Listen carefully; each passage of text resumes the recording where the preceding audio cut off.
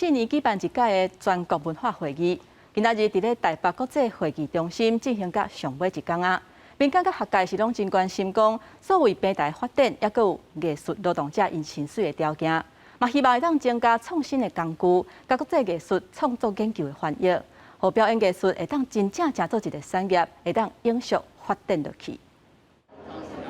不论你是男生或女生，你都可以去试穿这个新娘的嫁衣。透过手机或者是 iPad， 就通进入所谓艺术的戏剧世界，感受穿百万传统新娘衫的感觉。疫情冲击各行各业，尤其本地体质就正烂的艺术产业，当面临所谓转型的大挑战。文化部特别伫咧5月28到5月29办全国文化会议，邀请各界针对台湾文化边缘、IT 内容产业、甲视觉艺术等等的方向进行讨论。线上线下到底如何来整合？ 包含市场、观众，乃至于所谓的投资这件事情，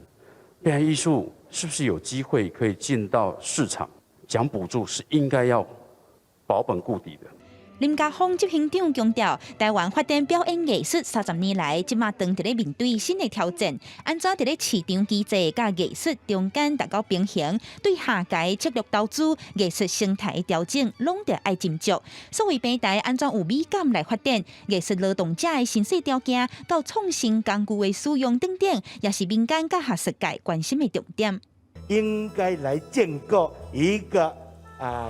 有效率，而且是快速的、具有美感的数位平台的建构，来跟国际接轨。文化部应该要积极的规划跨部会的讨论，至少针对这些劳动者的薪资，它可以比照我们今天劳动部的基本薪资的调整的节奏。 文化部长李永德伫咧会后结论的时阵表示，国内文化产达不足和文化施政的方向无明确，是长期以来结构性的问题。伊表示会积极来整备政府甲民间的资源，提升人才培育、数位串流甲文化内容的发展，避免文化资源流失。记者阿敏、金正海文台北报道。